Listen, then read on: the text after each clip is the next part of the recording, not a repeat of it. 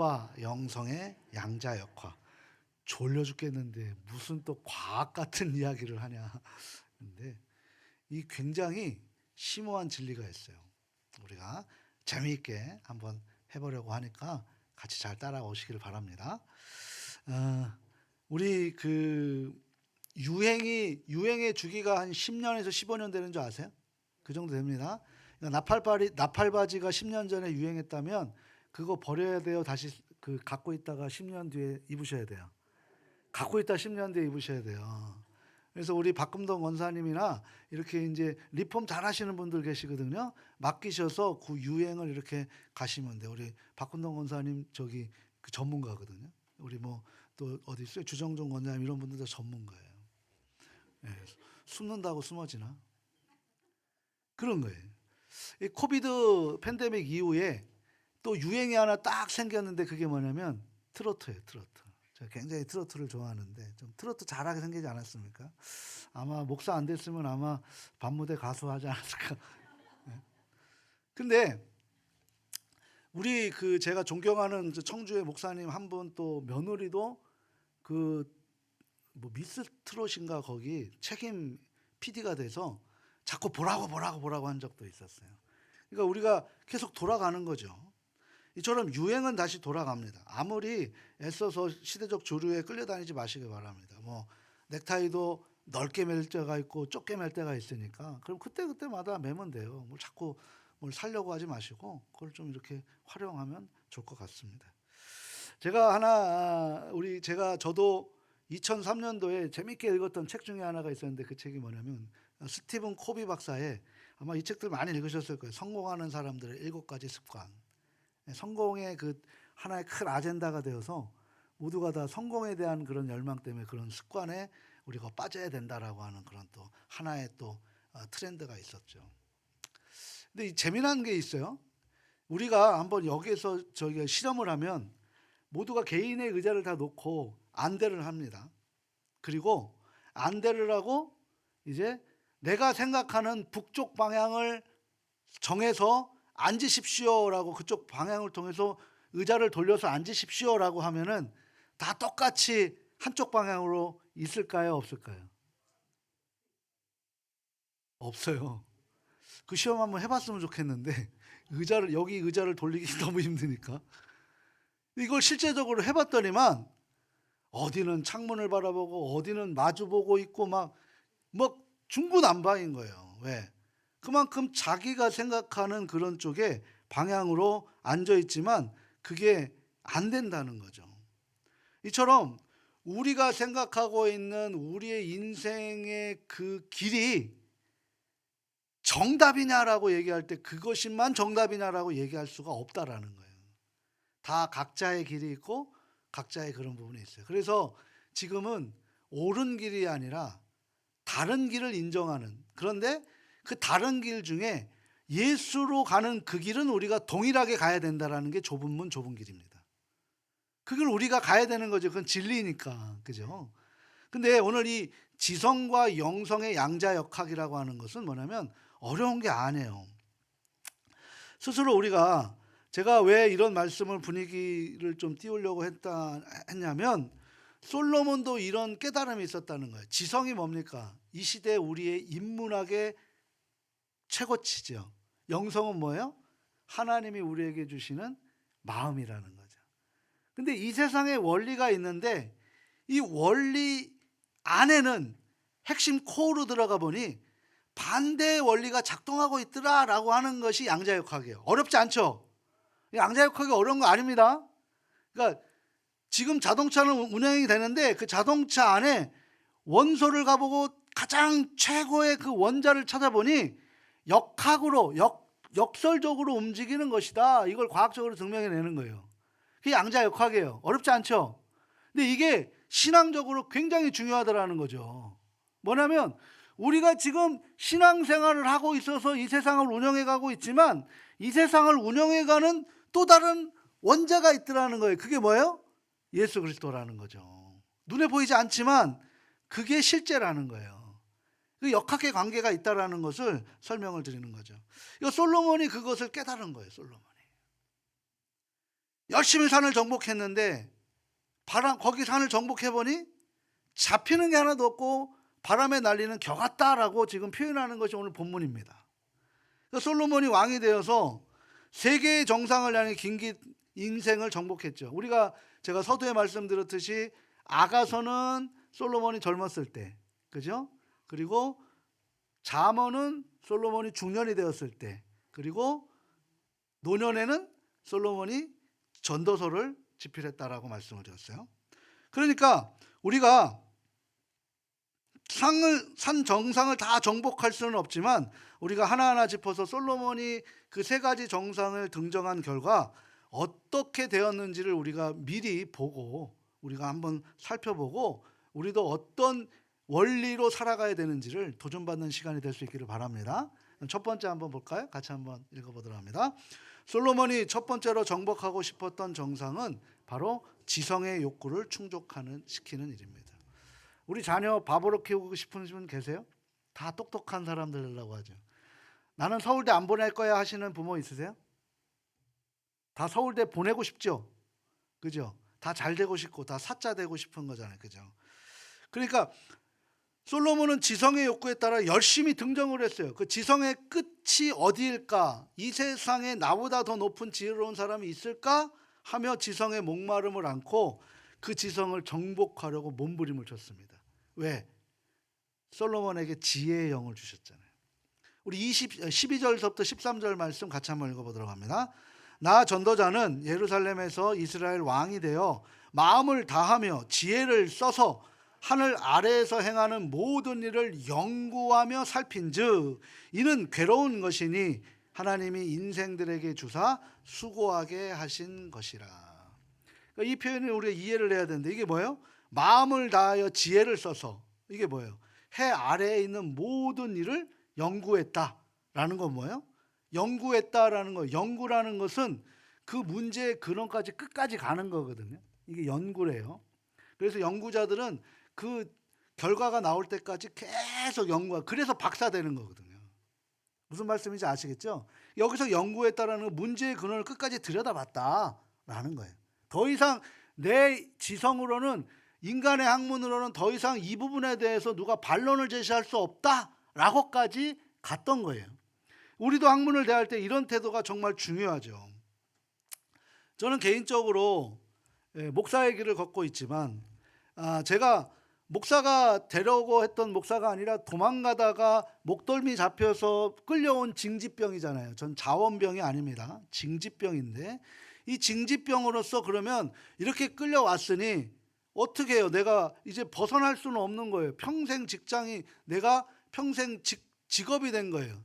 저에게는 직분이죠. 뭐 교회 안에서는 직분이지만 저에게는 직업이 된 거예요. 이거 외에는 나에게 하나님이 허락하시지 않았다는 거예요. 그래서 저에게 하나의 원칙이 있었어요. 그게 뭐냐면 그럼 어설프게 하지 말자. 최선을 다해 알 때까지 공부하자. 이게 제 좌우명입니다. 그러니까 이렇게 하는 이유는 전문가들 가운데서도 지식의 한계가 깊이가 그리 깊지 않음을 우리가 종종 보게 돼요. 저 역시도 깊이가 있다는 것이 아니고 그렇게까지 끝까지 하나님이 허락하신 이 말씀을 해석하는 자세에서 하나님이 원하지 않는 곳으로 빠지지 말고 요즘에 킹 제임스 버전만 성경이고 나머지 거는 뭐 사탄의 거다라고 그렇게 또 이야기하는 목사님도 계세요. 그렇게 빠지면 안 되고 그건 다 알지도 못하면서 지금 그러고 있는 거예요. 킹 제임스 버전의 오역이 얼마나 많은 줄 아십니까? 그 인간의 만든 사본. 그러니까 그 전체를 다 협력해야 된다는 거예요. 이것만이 정답이다라는 건 없어요. 그러니까 그런 데 빠지시면 안 됩니다. 그래서 그렇게 연구하는 자세를 가시라는 거예요. 그러니까 그런 영상도 보지 마세요. 정동수 목사님 영상 보지 마세요. 그건 굉장히 위험한 것입니다. 말씀드리는 거예요. 그걸 가지고 보시고 왜 이랬습니까? 저한테 따지시면 그거는 오히려 역행하는 것밖에 안 되는 거예요. 그러니까 유튜브에 나오는 것들을 검증하지 않고 읽으시면 그렇게 돼서 코비드 때 3만 명이 안식교로 빠지고 막 이단으로 빠지게 되는 거예요. 내가 그거를 뭐라고 해요? 내가 검증할 수 있는 내 안에 기준이 없잖아요. 그게 좋은 것만 알고 그렇게 생각한단 말이에요. 아마 이거 유튜브 나가니까 이제 거기서 또 따질 수도 있어요. 근데 이게 교단의 지금 우리의 입장이에요. 그러니까 어떤 것이 근원이 알 때까지 계속 깊이 묵상하는 자세가 중요하다라는 거죠. 그런데 자꾸 주입식으로 암기만 강조하다 보니까 더 성장하지 못하는 거예요. 한계가 나오는 거죠. 모든 것이 이해하지 못하고 공식을 외우기만 한다라면, 이해가 없이 공식만 외우면 우리가 얘기하는 공식으로만 답이 나오는 것이 아닌데 공식 위에 응용을 우리가 활용할 수가 없게 되는 거예요. 그러다 보니까 암기의 바보가 돼버리고 마는 거죠. 지금 이게 주입식 교육의 한계라는 거예요. 지금 솔로몬 연구 자세가 어떤 거냐면, 어떤 학문의 근원까지 끝까지 살펴보았다. 이 살펴본 이 결과를 그 누구도 나에게 반론을 제시할 수 없었다라고 지금 말하는 게 13절 말씀이라고요. 그러므로 솔로몬이 이 공부의 원리를 이미 깨달은 사람이죠. 그 결과 어떻게 됐나요? 16절 말씀이죠. 같이 한번 읽어보도록 합니다. 내가 내 마음속으로 말하여 이르기를, 보라, 내가 크게 되고 지혜를 더 많이 얻었으므로 나보다 먼저 예루살렘에 있던 모든 사람들보다 낫다 하였나니 내 마음이 지혜와 지식을 많이 만나 보았음이로다. 아멘. 이 말씀을 쉽게 설명을 하면, 이 세상에 있는 국내 국외에 있는 모든 석학들, 그러니까 소위 지성의 대가들, 지혜자들을 내가 다 찾아 만나봤다. 그런데 그렇게 지혜 있다라고 겪어보는 사람들을 겪어보았는데 결론이 뭐라는 거예요? 나보다 똑똑한 사람들이 없더라라고 지금 솔로몬이 얘기하고 있는 거예요. 내 말에 반론을 제시할 수 있는 사람이 없더라라고 얘기를 하는 거예요. 그 솔로몬이 교만한 게 아니라 실제로 객관적인 데이터를 가지고 말한 거예요. 그만큼 어떻게 했다? 근원을 찾아가려고 몸부림쳤다라는 거죠. 그러니까 솔로몬은 하나님께로부터 지혜를 받은 사람이잖아요. 그죠? 그래서 수천 개의 잠언을 쏟아냅니다. 당대에 그 지혜를 당할 자가 없었어요. 그 세계에 존재하는 모든 학문들의 전문가들도 솔로몬 앞에서는 번데기 앞에 주름을 자랑할 수 없는 그런 상황이었다는 거죠. 누구도 논쟁할 수 없는 정도였다라고 스스로를 자평하는 것이 아니라 객관적인 데이터를 가지고 이야기하는 거예요. 그러니 이 솔로몬의 고백이 그냥 허황된 망설이 아니고 실제 사실이라는 것을 증명하기 위해서 이 문장을 썼던 거죠. 열왕기서에 보더라도 각처의 많은 사람들이 솔로몬의 지혜를 듣기 위해서 많은 사람들이 예루살렘 성전으로 찾아왔다 그래요. 솔로몬 왕궁으로 찾아왔다 그래요. 그 대표적인 예가 누구입니까? 스바 여왕, 그죠? 스바라는 것은 그 당시 어디냐면 아프리카예요. 아프리카 예멘이라는 땅이에요. 예멘의 여왕인데, 이 예멘에서 예루살렘까지 거리가 얼마인 줄 아세요? 무려 2,700km나 된대. 2,700km. 지금 서울에서 부산까지 400km인데, 예? 거기에 6배가 넘는 그 거리를 뭘로 왔어요? 코끼리 타고 온 거예요. 코끼리 타고. 얼마나, 왜? 솔로몬의 지혜를 직접 보고 싶어서. 근데 보고 나니 감탄을 해버리는 거예요. 나중에 어떻게 돼요? 똑똑한 남자, 공부 잘하는 남자 멋있잖아요. 그래 여자가 사랑에 빠져버리네. 그리고 어떻게 됩니까? 자기가 그렇게 수종했던 태양신을 버려버리고 야훼신을 받아들이면서 그 안에서 솔로몬의 아들을 태어나게 만드는데, 그 아들이 누구냐면 메데릭이라는 사람이에요. 메데릭. 그 스바 여왕은 원래 예멘이 본국인데, 그러다 보니까 예멘으로 돌아갈 수가 없는 거예요. 왜? 태양신을 버리고 하니까 이제 나라가 막 흔들려 버리는, 솔로몬에게 지금 사랑까지 받고 이제 임신까지 했으니까 안 되는 거예요. 그리고 나서 어디로 갔냐면 그 에디오피아라고 하는, 그래서 구스라고 하는 땅으로, 거기가 이제 예멘의 식민지였는데 그 땅으로 가서 거기서 그 메데릭 1세를 낳고, 그러면서 그곳에서 어떻게 합니까? 예멘으로 다시 돌아가는 그런 역사가 있었어요. 그래서 솔로몬 왕조의 1대 왕이 그 메데릭이 됩니다. 나중에 이게 왜 중요하냐면, 나중에 예수님이 베들레헴에서 그 탄생하셨잖아요. 마리아를 통해 탄생하셨잖아요. 동방박사들이 바로 누구일까? 바로 이 스바의 후손들이 동방박사에서 솔로몬의 그 후손이기 때문에 지금 예물 드리러 예배 드리러 온 거예요. 이게 이해되시죠? 이제 역사를 보게 되면 정말 재밌지 않습니까? 그죠? 예수님을 경배하기 위해 찾아온 거, 이게 이사야 제 얘기가 아니라 이사야 60장 6절에 근거된 말씀을 가지고 얘기하는 거예요. 나중에 한번 찾아보십시오. 이처럼 솔로몬은 아주 대단한 시대적 인물이라는 거예요. 가족 여러분, 우리가 하나의 전문가가 되기 위해서는 요즘 시대에 말하는 게 있죠. 무슨 법칙이라고 그래요? 전문가가 되기 위해서 시간을 투자해야 되는데 1만 시간의 법칙이라고 그러잖아요. 그죠? 1만 시간의 법칙. 그러면 뭐 최소한 한 10년 정도는 그 일에 내가 투자를 하게 되면 전문가가 된다라는 거예요. 이 전문가라면 그 분야의 노하우가 되는 거죠. 그래서 그 분야의 노하우를 우리가 실제적으로 하게 되면 뭐가 되는 거예요? 장인이 돼요. 그리고 이것을 연구해서 학문으로 만들면 이게 박사가 되는 거죠. 그죠? 그래서 그 분야에 대해 말을 하게 되면 많은 사람들이 장인이 하는데, 장인이 예를 들어 장 담그는 장인이 이 나보다 맛있게 장을 담글 수 있는 사람이 이 세상에 아무도 없는데 그 사람이 장을 이렇게 담그라 그러는데 왜 그렇게 담굽니까? 라고 얘기할 수 있는 사람이 있어요, 없어요? 없는 거예요. 그러니까 뭐가 되는 거예요? 신뢰성이 구축되고 있는 거예요. 신뢰성이. 아무리 대단한 전문가라 해도 근데 한계가 있다는 거예요. 이 시대가 모두 전문가 속을 안 해요. 인생이 행복하지 못하고, 근데 그렇게 전문가들이 많은데 박사가 참 많은데도 불구하고 인생이 행복하지 못하는 거예요. 문제들이 해결되는 것이 아니라 더 많은 문제들이 지금 생기고 있으니 기가 막힌 노릇이죠. 역학으로 가고 있다는 거죠. 우리가 살아가는 이 시대를 우리는 AI 시대라고 그래요. 인공지능 시대라고 그러죠. 인공지능 시대. 요즘에 집에서도 혼자 안 계시잖아요. 누구랑 놀아요? 진이야, 오늘 날씨 어때? 이잖아요. 차에 타서도 우리 집 알려줘. 그러면 어느 길로 해줄까요? 이쪽 길로 나. 얘기하잖아요. 대화 상대를 해준다. 인공지능 시대란 말이에요. 사람과 대화 안 하니까 지금 컴퓨터가 그 일을 대신해주고 있다는 거예요. 지금은 이제는 서로 얘기를 하면서 내 이야기를 평가까지 해주는 시대로 좀 바뀌어가고 있어요. 제가 지금 또 그걸 연구하고 있어요. 그런데 우리가 지금 쓰고 있는 핸드폰, 컴퓨터, TV 같은 거 다 AI의 산물입니다. 근데 요즘에 뜨겁게 지금 화제되고 회자되고 있는 그런 과학이 있는데 그게 뭐냐면 양자역학이라는 거죠. 이 양자역학 제가 말씀드렸잖아요. 눈에 보이는 세계 가운데 아주 작게 보이는 세계가 있더라는 거죠.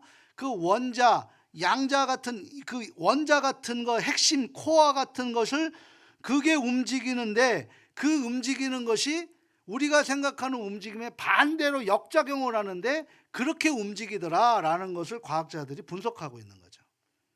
이게 지금 과학의 지금 극대점입니다. 그래서 눈에 보이는 것과 다르게 아주 작은 세계, 우리 기존에 알고 있는 법칙에 반대로 작용하는 것. 이제 이해되시겠죠? 양자역학이 무엇인지. 그게 뭐 이제 우리는 어느 정도는 알 수 있었으면 됐어요. 근데 우리는 뭐 거기까지 그건 과학자들이 알면 되고, 성경의 양자역학의 구조를 우리가 알아야 된다는 거죠. 그게 뭐냐면 성경을 통해서 우리는 그 답을 알 수 있어요.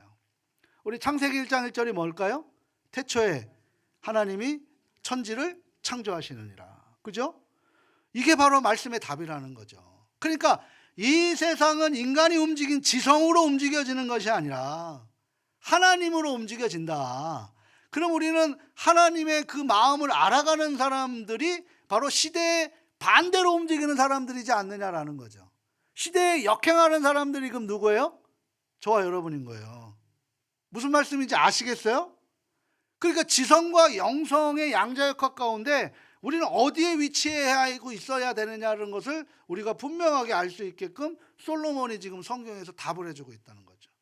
그러니까 우리가 세상 사람들에게 박해받는 것이 오히려 내가 잘 가고 있는 거예요, 못 가고 있는 거예요?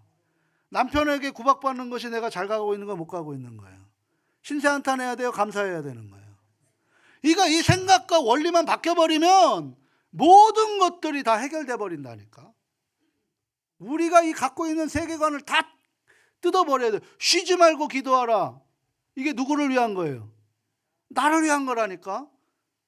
내가 숨 쉬어야 되는 건데 나에게 호흡을 주시는데 그거 내가 스스로가 산소호흡기 떼고 있다라면 죽어가는데도 그걸 해하고 있으면 그거 잘못된 거 아닌가요? 그 성경을 어떻게 보느냐에 따라 달라진다는 거예요. 그러니까 창세기 1장 1절에 그리스도인에게 굉장히 중요한 것은 신앙관과 세계관을 열어주는 근거라고 할 수 있어요. 이 말씀을 어떻게 받아들이고 어떻게 내면화하느냐에 따라서 인생을 대하는 관점이 180도 달라집니다. 이게 양자역학이에요. 성경의 영성의 양자역학이라는 거죠. 세상의 모든 기능은 눈에 보이지 않지만 하나님으로부터 출발하지 않으면 존재할 수 없습니다. 믿으십니까?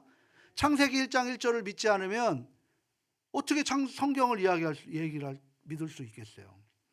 이를 믿고 알지 못하면 그 어떤 전문가도 인생의 답을 찾아낼 수 있다 없다? 없다. 아무리 지성의 박사도 그럴 수 없다는 거예요. 한번 생각해 보세요.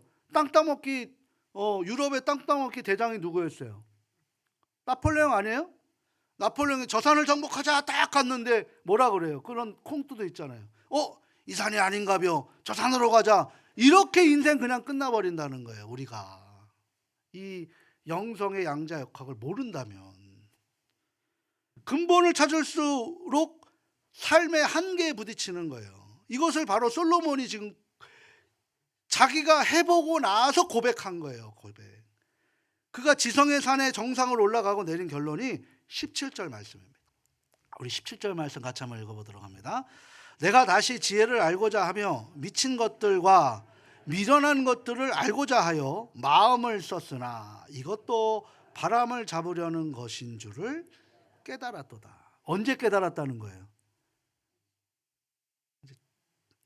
끝자락에 깨달았다는 거예요. 이거 젊은 애들이 이 얘기 들으면 들을까요, 안 들을까요? 그건 아버지 인생이고 내 인생은 안 그래요. 가면 지가 아버지가 되면 이제 야 그렇게 가면 안 된다. 내가 살아보니 근데 내가 그러면 안 된다. 그럼 그때 가서 아이고 나도 그랬구나. 후회하면 뭐 할 거냐는 거죠.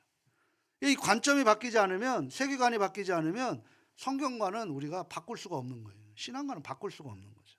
그러니까 솔로몬은 이 지성의 정상에서 이런 고백을 하는 귀한 깨달음이 있었다는 거죠. 이것도 바람을 잡으려는 것인 줄 깨달았도다. 지혜를 알고자 뭐라는 미친 것들과 미련한 것들을 알고자 이렇게까지 표현하고 있는 거죠. 내 손을 직접 잡아보니 펴보니 아무것도 없더라. 공술의 공수거더라 라고 지금 얘기하고 있는 거예요. 그러니까 우리가 지난 시간에 헛되다라고 이야기하는 걸 생각했죠. 전도서가 처음에 결론을 팡 터뜨리고 들어가잖아요. 헛되고 헛되며 헛되고 헛되니 모든 것이 헛되도다. 어디에서 헛된 거예요? 해 아래에 있는 모든 것이 헛되도다라는 거죠. 헛됨, 비었다, 깨진 거울에 비친 나라는 뜻이라는 거잖아요. 우리 17절 앞부분에 보면 내가 다시 지혜를 알고자 하며 미친 것들과 미련한 것들이라는 표현이 있잖아요.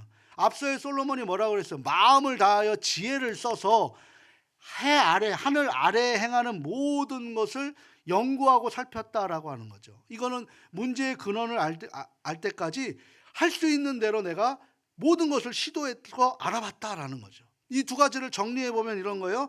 내가 세상의 지혜를 다 가지고 해봤는데 그것은 미친 짓이고 미련한 짓이었더라 라고 지금 설명하고 있는 거예요. 여기서 미친 짓이라고 하는 것은 히브리어로 하렐이라는 단어인데요. 이게 뭐예요? 광기라는 거죠. 어디에 미쳐 있느냐는 거예요. 우리는 두 가지에 미쳐 있어요. 음악하는 사람 음악에 미쳐 있고요. 춤추는 사람 춤에 미쳐 있고요. 도박하는 사람 도박에 미쳐 있고요. 마약하는 사람 마약에 미쳐 있고요. 이성에 미친 사람은 이성에 미쳐 있고요. 다 그런 거예요. 우리는 어디에 미쳐 있느냐는 거예요. 어디에 미쳐 있느냐라는 거죠. 예수님에 미쳐 있기를 바랍니다. 근데 그 예수님도 기록된 예수님에 미쳐 있으시길 바랍니다. 내가 만든 금송아지에 미쳐 계시면 안 돼요. 무슨 말씀인지 아시겠죠? 그러니까 지독한 중독의 의미를 가지고 있어요. 세상의 커다란 광기를 붙잡고 있는 거죠.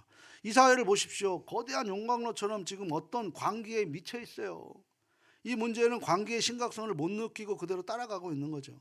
이게 어떤 현상이냐면 물 안에 개구리를 넣어놓고 서서히 물을 데피고 있을 때 개구리는 시원하다, 따뜻하다 이러다 죽어가는 거예요. 그냥. 지난주에 우리가 벌레 모기 충격기 알죠? 그대로 타 죽는 것과 똑같은 거예요. 옆에서 죽는데도 모르고 나도 헤헤거리고 하다 죽는 거예요. 그냥.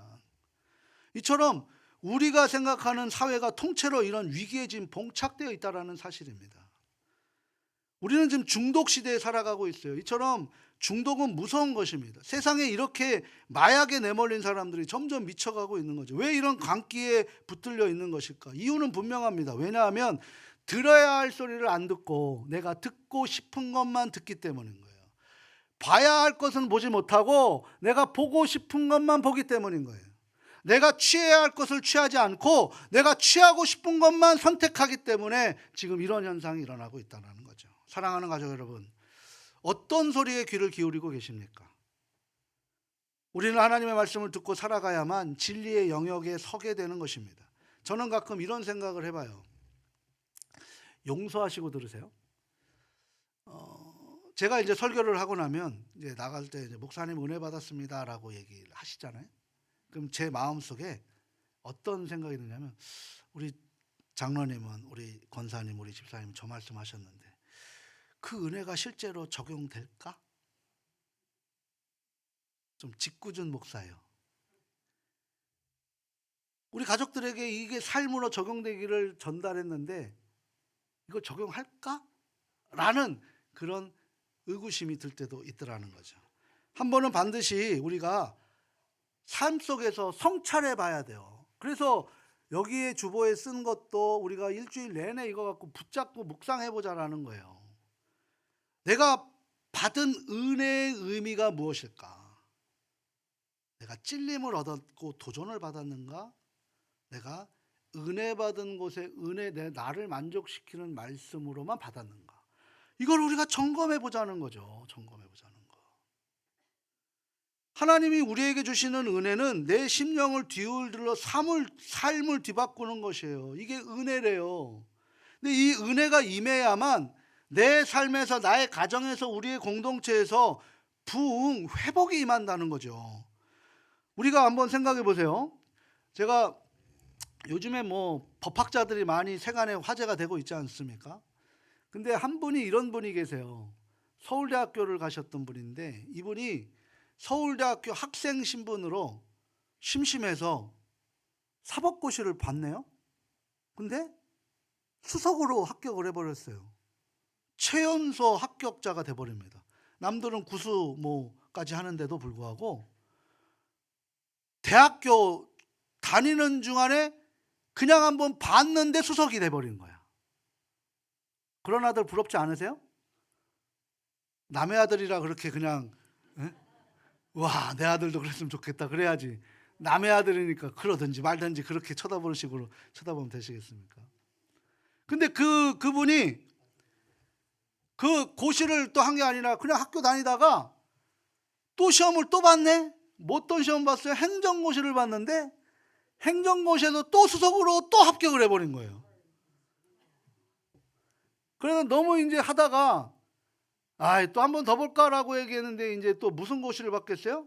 외무고시를 또 봤어요. 근데 좀 아쉽게 2등으로 차석을 해버렸네. 부럽죠? 이런 아들 있으면 좋겠어 나도. 근데 그분이 이제 서울대를 수석으로 졸업했겠죠. 뭐 다 수석이었는데 안 그렇겠습니까? 예일대학교를 가고 하버드 로스쿨을 가서 거기서 이제 국제 변호사가, 우리 교회도 이제 국제 변호사가 이제 나올 거예요. 국제 의사도 나올 거고. 근데 세계적인 법률 회사에 들어가면서 그 컬럼비아, 그러니까 법학으로 유명한 컬럼비아 대학의 로스쿨에 법무학 박사 학위를 받습니다. 취득하고 거기에서 이제 가르치는 그런 교수의 역할을 감당하고 있는데 마음에 갈증이 생기는 거예요. 왜 이 사람이 사법고시를 보고 외무고시를 보고 행정고시를 보고 그렇게 공부를 더 하고 했을까? 이미 길이 열렸는데 끝이 아니다는 걸 아니라 또 다른 길을 갈망하고 있었기 때문에 하는 거죠. 그러면서 그 모든 것을 다 이루었는데도 불구하고 뭐였는 줄 아세요? 이 길이 아닌가? 이게 끝인가? 라는 생각을 갖고 그분이 어디를 가냐면 절을 갔답니다. 절을. 그 불교에 한번 심취해보자 그래서 강남 한복판에 있는 봉은사에 찾아가갖고 거기서 이제 불경을 외우고 그렇게 심취를 했는데 마음이 해결되지 않더라는 거예요. 그러다 누구가 한 사람이 그 고민을 하고 있다가 성경책을 한번 읽어보세요 라고 했는데 그 법학책 그거를 달달 외웠던 사람이 성경책을 읽을 때 어떻게 읽었겠습니까? 성경책 재밌는 책이에요. 아시죠? 한 3번만 고개를 끄덕이시는데 알면 알수록 재미있는 책입니다. 근데 그 책을 읽다가 놀랍게 영혼의 갈망하는 목마름이 해결되는데 어떤 구절이냐면 그게 요한복음 14장 6절 말씀이에요. 나는 길이요 진리요 생명이니 나로 말미암지 않고는 아버지에게로 나올 자가 없느니라. 그 예수 그리스도를 성경을 읽다가 만난 거예요. 그분이 누구냐면 우리가 알고 있는 고승덕 변호사라고 있어요. 아시죠? 고승덕 변호사. 많이 이런 패널에도 많이 나오시고 했는데 그분이 자서전과 같이 썼던 게 뭐냐면 포기하지 않으면 불가능이 없다라는 건데 거기에서 내용 중에 뭐가 있냐면 비로소 평생 영원한 보금자리를 만났다라고 자기가 신앙 고백을 합니다. 또 지성의 대가라고 하는 분이 또 있지 않습니까? 지금은 고인 되셨지만 누구예요? 이어령 교수. 지성에서 영성까지. 저도 그 책을 읽었는데 자신이 평생을 추구했던 지성에서 영성의 세계로 나아가는 신앙의 여정을 인생 고백의 말미에 담아낸 책이에요. 이 책의 내용은 단순한 기독교의 신앙 고백으로 이루어진 것이 아니라 한 시대에 자신이 그렇게 지식인이 어떻게 하나님을 만나고 변화되는지 우리가 갖고 있는 지식보다 우리에게 보이지 않는 영적 이 양자역학의 이 원리가 더 중요하다라는 것을 깨닫고 그것을 우리에게 솔로몬과 같은 마음으로 주셨던 책이 바로 지성에서 영성이에요.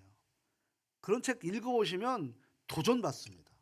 제가 뭐 이번에도 이제 우리가 또 우리 책에서 많이 읽으신 것 같아요. 제가 그 책을 추천을 안 했는데 만약에 원하시면 그 책을 우리가 또 하나의 월간 도서로 선정해서 한번 읽어볼 수도 있는 거예요. 핵심 내용은 이런 거예요. 이거 얘기하면 또 다 안 읽으실 텐데 이어령 교수가 평생 동안 문학, 철학, 과학 등 다양한 학문을 탐독했습니다. 완전히 탐구했죠. 인간의 존재의 근본의 질문, 생명, 죽음, 사랑에 대한 의미를 근데 해답을 찾지 못했어요. 어떻게 해답을 찾지 못했냐면 자신이 지성의 대가이고 모든 것을 다 알고 있었는데 그 이민아 목사님이 암으로 죽어가는 것에 자기가 갖고 있는 학문이 아무짝에 쓸모없다는 것을 느끼게 된 거죠. 삶과 죽음의 의미에 대해서 다시 한번 깊은 성찰을 충격으로 받은 거예요. 그래서 이어령 교수는 우연한 계기가 아니라 삶 속에서 체득한 기적과 감동을 통해 기독교 신앙을 받아들이게 됩니다. 지성으로만은 설명할 수 없는 차원의 세계, 그 영성 핵심이 있더라는 거예요. 하나님을 향한 믿음으로 변화되는 것, 이게 바로 영성의 양자역학이라고 제가 다시 한번 닉네임을 붙여보는 거죠. 결론은 뭐예요? 지성으로 우리의 머리로 하나님 나라 인간의 완전한 답을 찾을 수 없다는 거예요. 왜? 그 핵심은 다른 데 있으니까. 그걸 얘기하는 거예요. 이 논리적으로 증명하지 않고 경험적 진리를 이야기하고 있는 거죠.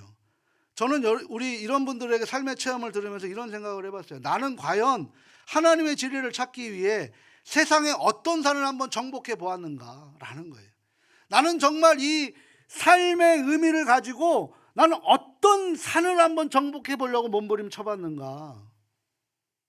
그런 부분들이 우리에게 강력하게 도전으로 다가와야 되는 거죠. 시편 기자가 이런 질문을 고백을 합니다. 시편 121편 1절 말씀이죠. 같이 한번 읽어보도록 합니다. 내가 산을 향하여 눈을 들리라. 나의 도움이 어디서 올까? 이 구절에서 몸통에 해당되는 질문이 뭘까요? 나의 도움이 어디서 올까요? 이 시편의 시편 기자가 살던 시대는 사람들 마음속에 영원한 목마름이 있었던 거예요. 그래서 삶에서 풀리지 않는 질문들인 거예요. 내가 산을 향하여 눈을 든다라는 것은 뭐예요? 우리가 첩첩산중이라고 하잖아요. 수많은 굴을 파고 우상단지를 만들어 놓기 때문에 그곳에 가서 그 수많은 세상의 우상들에게 내 문제, 내가 직면한 한계의 문제를 그들에게 물어본다라는 게 내가 산을 향하여 눈을 든다라는 표현이에요. 이게 우상단지들이 다 그곳에 있었단 말이에요. 우리도 그렇잖아요. 오늘날도 마찬가지죠. 전혀 도움이지 않는 모든 허무한 것들을 찾아 나섭니다. 거기에 인생의 해답이 있는 것인 줄 알고 우리 한 번뿐인 이 시간을 거기에다가 다 투자해버리는 거예요. 올인해요. 올인. 기대하고 소망합니다. 그런데 결국 돌아오는 것은 뭐예요? 좌절이고 절망뿐이다라는 거죠. 이것을 시편 기자가 그 다음 구절에서 그 진리를 찾는 사람들의 고백을 하죠. 2절 말씀 같이 한번 읽어보도록 합니다. 나의 도움은 천지를 지으신 여호와에게서로다. 이게 시편 121편 1절과 2절을 시편 기자가 우리에게 알려주신 원의미입니다. 멋진 결론이죠. 솔로몬이 우리에게 전하고자 하는 것도, 솔로몬은 이제 인생의 중요한 열쇠를 하나 꺼냅니다. 그게 뭐예요? 해 아래의 모든 수고가 바람 잡는 겨와 같도다. 그래서 전도서에서 자꾸 해 아래와 해 위에를 구분짓는 이유가 뭔지 이제 아시겠습니까? 이것을 알고 우리가 전도서를 보게 되면 놀라운 하나님의 섭리가 이 안에 담겨 있다는 것을 깨닫게 되는 거죠. 왜 해 아래의 말을 사용했을까? 세상의 원리는 이 영적인 양자 역학인 거예요. 우리 눈에 보이는 세상, 해 아래에 있는 것이 다 움직이는 것 같지만 실제로 해 위에 핵심을 이루어야만 그것이 바로 진리라는 사실. 그래서 히브리 사람들은 우주의 중심을 생각했기 때문에 그렇게 표현한 거예요. 인생의 중심 뭐예요? 우리가 바라볼 수 있는 최고의 극대점이 어디예요? 태양이잖아요, 태양. 그래서 바로 이게 이제 히브리어로 파라오라 그래요. 파라오가 뭐냐면 태양이에요, 태양. 로마가 왜 태양절을 섬기고 숭배하는지 이제 아시겠습니까? 바로 그거예요. 해 아래 모든 수고의 답을 찾을 수가 없었던 거예요. 오히려 끊임없이 문제와 질문이 터져 나오는 거죠. 해 아래에 끊임없는 질문을 우리가 답을 주실 수 있는 유일한 분은 바로 해 위에 우리의 핵심 코어, 바로 예수 그리스도이신 줄 믿습니다. 그래서 솔로몬은 자신의 다음 세대를 향하여 이렇게 말해주고 있는 거예요. 내가 해 아래 모든 수고를 다 해봤다. 심지어 이 세상의 지혜라고 하는 지성의 정상도 정복해봤다. 그런데 다 바람을 잡는 거와 같았다. 오히려 여기에 문제의 답이 아니라 수많은 질문들이 더 끊임없이 쏟아낼 뿐이다. 그러니 이제 태양까지 주관하시는 창조주 하나님을 바라보라. 바로 이 질문이 오늘 지성이 아닌 영성의 양자 역학을 통해서 우리가 뭘 바라봐야 되는지를 보여주는 그런 방향점과 같다라는 사실입니다. 사랑하고 소중하고 존경하는 가족 여러분, 중세신학을 확립했고 중세신학의 아버지라고 얘기하는 아우구스티누스, 우리 어거스틴이라고 얘기하죠. 그분을 통해서 중세신학이 정립이 됐는데 그분이 이런 고백을 했어요. 어떤 고백이냐면 같이 한번 읽어볼까요? 인간에게는 하나님과 그리스도 외에는 채울 수 없는 커다란 구멍이 있다. 이 구멍을 해 아래 걸로 채운다고 채워집니까? 안 되는 거예요. 그게. 오늘도 성령님께서 열어주신 이해와 지혜를 통해서 다시 한번 천지를 지으신 하나님 아버지께 각자의 삶의 현장에서 하나님을 바라보시는, 세상을 바라보고 의지하시는 것이 아니라 해 위에서 우리를 통치하고 계시는 그 영성의 양자 역학을 우리가 붙들고 그분을 바라보시기 위해서 성경을 보시고 그분을 의지하기 위해서 쉬지 않고 기도하시고 그분 안에 머물기 위해서 우리가 항상 기뻐하는 것을 살피는 그런 삶의 우리의 신앙의 습관이 되어질 수 있기를 소망합니다. 이것이 없이 우리가 그냥 신앙생활하고 봉사하고 우리가 하는 모든 것들이, 이 진리를 어긋나고 그냥 우리가 습관적으로 하는 것들이 그게 영원한 것이 아니고 그게 맞는 것보다 이런 고민들을 해야지 신앙의 성숙이 들어가는 거예요. 그리고 나서 찬양도 하는 것이고 봉사도 하는 것이고 우리가 기도도 하는 거, 예배도 드리는 거예요. 이게 중요합니다. 이 원리를 붙드실 수 있기를 소망합니다. 그래서 우리의 자리가 선교지가 되어서 기적이 넘치는 현장으로, 이 시대는 이 해 아래에 있는 것으로 움직이는 것이 아니라 해 위에 있는 하나님의 놀라운 통치 세계를 움직이는 것을 우리가 보여줘야 되는 거예요. 그래서 그리스도의 향기이고 그리스도의 편지라고 바울이 그렇게 우리의 삶을 증명해낸 것인 줄 믿습니다. 오늘도 그런 삶을 살아내시는 저와 우리 가족들 모두 될 수 있기를 소망합니다.